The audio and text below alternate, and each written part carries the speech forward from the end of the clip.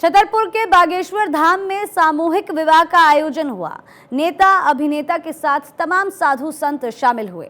यहाँ एक बार फिर पंडित धीरेन्द्र शास्त्री ने हिंदू राष्ट्र की बात दोहराई और सवाल वही है कि क्या पर्चा वाले बाबा अब बार बार हिंदू राष्ट्र की पैरवी क्यों कर रहे हैं? क्या अब बाबा की सियासी रंग में रंगने लगे हैं बाबा भी? देखने वाली बात है। सब संतन की यहाँ मंच पर विराजमान बागेश्वर धाम के सभी पागलों की जय हो। छतरपुर में सामूहिक विवाह का आयोजन। सामने बैठे बुंदेलखंड के कक्का हरन की जय हो। 121 कन्याओं का हुआ विवाह। छतरपुर के बागेश्वर धाम में मजमा लगा, कन्याओं का विवाह आयोजन किया गया, धूम धड़ाका हुआ। बागेश्वर धाम की अपने अपने मताई बाप की। छतरपुर में 121 निर्धन कन्याओं की डोली उठी। गाजे बाजे के साथ विवाह के सारे कार्यक्रम हुए। हर साल की तरह इस साल भी निःशुल्क कन्यादान विवाह का आयोजन कराया गया। तमाम साधु संत शामिल हुए। मुख्यमंत्री शिवराज सिंह चौहान से लेकर तमाम नेताओं ने वर वधू को आशीर्वाद दिया। कार्यक्रम में शिवराज सिंह चौहान ने जय श्री राम और हर हर महादेव के नारे भी लगाए।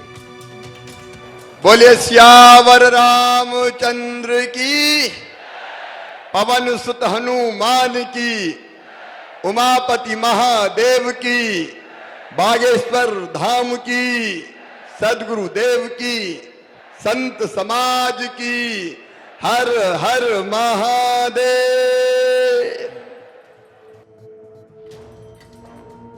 लेकिन सवाल बाबा की सियासत पर भी खूब हो रही है। सवाल वही कि क्या सामूहिक विवाह बहाना है और बाबा को हिंदू राष्ट्र बनाना है।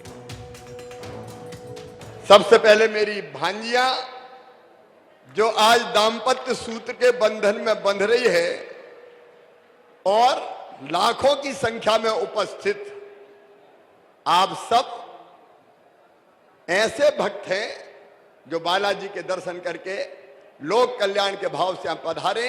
मैं आप सबके चरणों में भी प्रणाम करता हूं।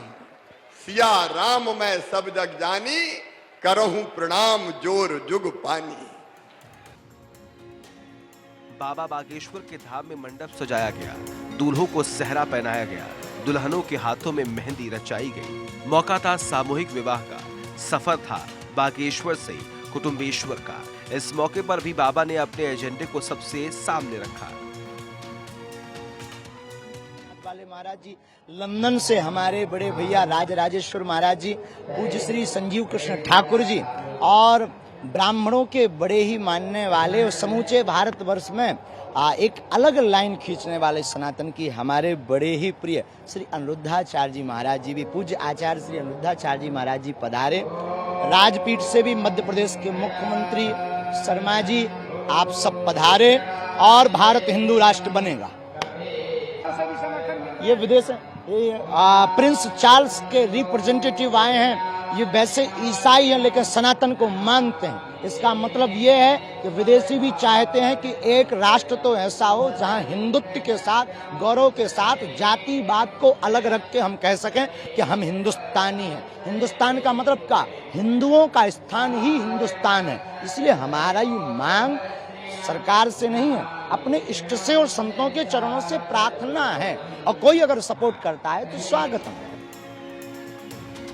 पंडित धीरेन्द्र शास्त्री भले ही खुद को पॉलिटिकल से अलग बताते हो, लेकिन मंच पर सियासी जमावड़ा बताता है कि ये मंच पूरी तरह सियासी था। एक बार दो व्यक्ति बैठे थे, आपस में बात कर रहे थे। एक सज्जन ने कहा, अरे तुम्हारे घर पर तो बेटियां ही बेटियां हैं, हमारे घर पर तो चार चार बेटे हैं। तुम्हारे घर पर तो बेटियां भगवान ने दी हैं, पता नहीं भगवान तुमसे क्यों नाराज है। एक छोटी सी बच्ची थी 5 साल की, वहीं खड़ी थी, नन्ही सी तोतली सी बच्ची, बड़ी मीठी मीठी वाणी में बोली, अंकल अंकल अंकल ध्यान देना, बेटियां भिखमंगों के घर नहीं, जो दान देने की क्षमता रखता ऐसे शहंशाह के घर होती हैं। छतरपुर में पंडाल से लेकर हर ओर भीड़ ही भीड़ देखी गई। इस दौरान कभी बाबा नारे लगवाते तो कभी जयकारा। सवाल वही कि क्या बाबा हिंदू राष्ट्र के नाम पर सियासत चमकाना चाहते हैं? साथ में देखो भाई, हम किसी पार्टी के नहीं है, ये बात तो दिमाग से निकाल देना।